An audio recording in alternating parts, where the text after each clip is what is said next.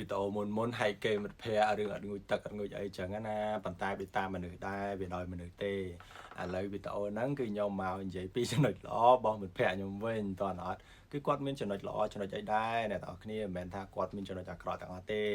ទី1គឺគាត់ជួយចិត្តជួយយើងគាត់ចិត្តល្អនៅពេលដែលយើងពឹងគាត់ឲ្យជួយអញ្ចឹងគាត់តែងតែ always អឺវាថា stay ចិត្តយើងអីចឹងទៅហើយមួយទៀតតែបើនិយាយទៅនៅតែមានចំណុចអាក្រក់ច្រើនប៉ុន្តែនេះខ្ញុំបញ្ជាក់ប្រាប់អ្នកទាំងគ្នាហើយខ្ញុំនិយាយតែពីចំណុចអាក្រក់របស់មិត្តភ័ក្តិខ្ញុំណាទោះបីជាគាត់មានចំណុចល្អច្រើនក៏នៅតែមានចំណុចអាក្រក់ច្រើនដែរនឹងវាអានទៅគ្នាអីចឹងទៅតែបើគិតទៅពួកនឹងត្បិតតែគាត់អត់សូវងុយទឹកប៉ុន្តែគាត់រៀនសាហាវដល់គ្នាគឺគាត់ជួយចិត្តរៀនហ្មងពួកនឹងទាំងស្រីទាំងប្រុសយុវវ័យគេគឺប្រកួតប្រជែងគ្នាទៅលើការរៀនតើអត់បានន័យថាគឺគាត់ជួយចិត្តរៀនខ្លះសឹងថារៀនងាប់ចោលពួកនឹងត្បិតតែថាពេលខ្លះពេលដែលគាត់ចេញក្រៅអញ្ចឹងទលីមទម្លាប់របស់ពួកចិនអ្នកនរគ្នាកាលណាដែលនិយាយគ្នាញ៉ាំអីជុំគ្នាត្រូវតែមានស្រាត្រូវតែមានប្រៃគឺត្រូវតែមានពីរហ្នឹងហ្មងបើអ្នកនរគ្នាដើរមួយចិនត្រូវតែទ្រាំជាមួយនឹងអាការដែលយើងអត់ចេះជក់បរិយហើយយើងនៅចិត្តគាត់ដកដង្ហើមធំក្លិនបរិយហ្នឹងគឺយើងត្រូវទ្រាំទៅដោយសារតែពួកចិនទលីមទម្លាប់របស់គាត់ពេលណាដែលជុំគ្នាផឹកស៊ីញ៉ាំអីត្រូវតែមានស្រាបរិយហ្នឹងគឺនៅតែគ្នាហ្នឹងហើយតែបើរឿងរៀនមួយវាអត់ចាញ់គេទេពួកហ្នឹង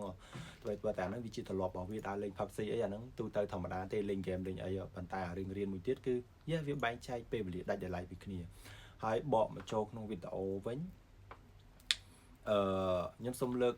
យករឿងមួយដែលសារខ្ញុំឃើញបងប្រុសម្នាក់ខ្មែរដែលគាត់រៀនខេត្តផ្សេងប៉ុន្តែអត់ដឹងខេត្តណាទេដោយសារខ្ញុំអត់បានចោលរំដែរខ្ញុំអត់ឃើញមកផ្លែតតាក់ទងនឹងគាត់និយាយអញ្ចឹងណាគាត់ថាមករៀននៅចិនម្នាក់ឯងហើយពួកចិនរឹករើសអើងអត់សូវនិយាយហ៎ការពិតទៅមិនមែនទេទលាមទលាប់របស់ពួកចិនអ្នកទាំងអស់គ្នាគឺវាតាំងពីដើមមកហើយគឺអញ្ចឹងប៉ុន្តែសួរថាអត្តចរិតរបស់ជនជាតិចិនមិនដែរគឺចិត្តល្អខ្ញុំហ៊ាននិយាយថាចិត្តល្អ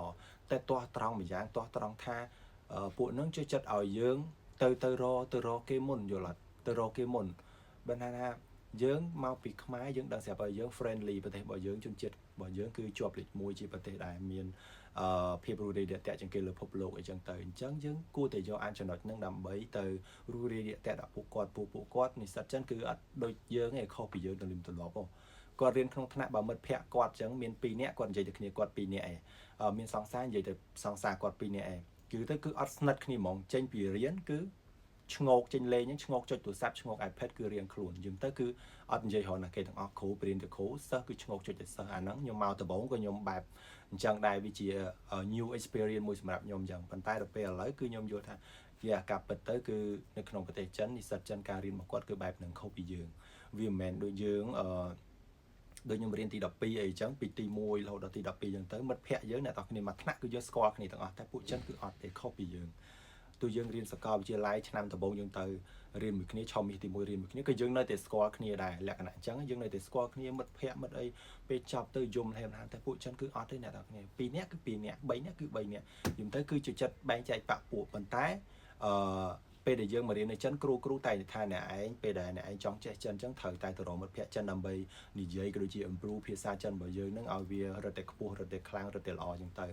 តែគឺយើងខ្លួនយើងដើម្បីទៅរកចិនខ្លួនឯងមិនមែនឲ្យចិនមករកយើងណាត្រូវចាំ